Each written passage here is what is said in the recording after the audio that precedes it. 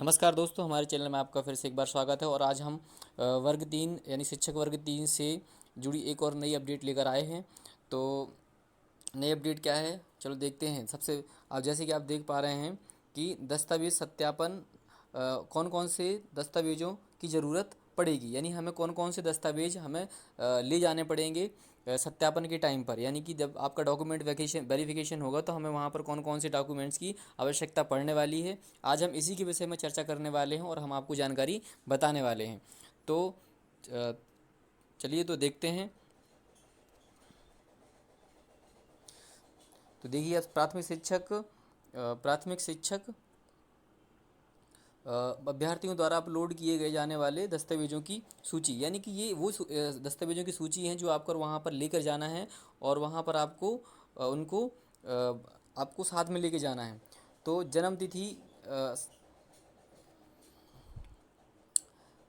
तिथि प्रमाण पत्र, यानी कि आपको उसमें डेट ऑफ बर्थ होनी चाहिए। तो ऐसा आपके पास एक 10वीं की मार्कशीट होती है जिसमें आपकी जन्म तिथि होती है। तो 10वीं की मार्कशीट, 12वीं की अंक सूची, और स्नातक अगर आप स्नातक आपको यानी कि ग्रेजुएशन है तो आपको उसकी भी मार्कशीट लेके जानी है।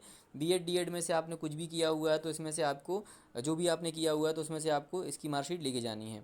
और आरक्षण के लिए आपने, अगर आप एससी से आते हैं, एसटी से आते हैं या ओबीसी से आते हैं, तो अगर आपके पास जाति यानी कि अनुसूचित जाति का, जनजाति का यानी एसटी का, और आपको यहाँ पर पिछड़ा वर्ग यानी कि एससी ओबीसी और ओबीसी, एससी एसटी और ओबीसी में से आपके अगर आरक्षण ले रहे हैं आप, तो आपको यहाँ पर इसका सर्टिफिकेट ले आना अनिवार्य है। और इसके बाद आप 6वें नंबर पे देख पा रहे हैं कि मध्य प्रदेश का स्थानीय निवास प्रमाण पत्र, यानी कि अगर आप मध्य प्रदेश के निवासी हैं तो आपको यहाँ पर आरक्षण ले रहे हैं तो आपको यहाँ पर निवास प्रमाण पत्र ले जाना ज़रूरी है। और इसके बाद में अतिथि, अगर आप गेस्ट फैकल्टी यानी अतिथि से हैं तो आपके लिए इसमें आपको उसका भी प्रमाण पत्र ले जाना पड़ेगा, यानी आपने कितने दिन आपने गेस्ट फैकल्टी के रूप में पढ़ाया है। अगर आप दिव्यांग हैं यानी हैंडीकैप्ड है तो आपको इसके लिए भी आपको सर्टिफिकेट लगेगा और आपके पास ये भी यहाँ पर एक वैलिड सर्टिफिकेट होना ज़रूरी है। और इसके बाद अगर आप आयु सीमा में छूट लेना चाहते हैं तो इसके लिए भी आपको किसी सक्षम अधिकारी का आपके पास यहाँ पर प्रमाण पत्र होना अनिवार्य है।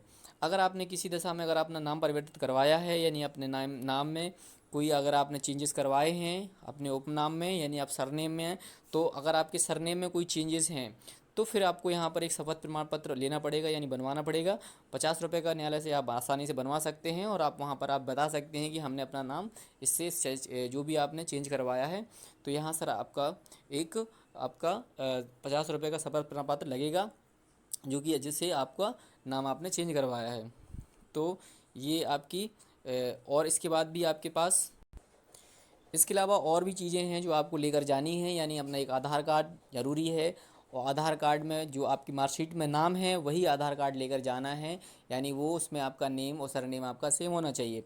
और दूसरी एक और आपके पास, आपको अपने डॉक्यूमेंट्स के कम से कम आपको तीन तीन, यानी कि आपको कम से कम आपको तीन तीन के आपको सेट बना लेने हैं। और कम से कम आपको 8 फ़ोटोज़, कितनी, कम से कम 8 फ़ोटोज़, कम से कम आपको 8 फ़ोटोज़ लेके जाने हैं वहाँ पर। और आपको तीन तीन के सेट बना लेने हैं और आपको उनके साथ में पत्रक को भर करके आपको वहाँ पर जमा करना पड़ेगा।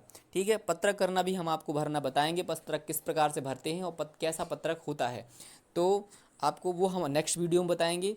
तो आप हमारे साथ बने रहेंगे तो हम आपको आगे वो भी बताएंगे किस प्रकार का पत्रक होता है, कैसे भरते हैं।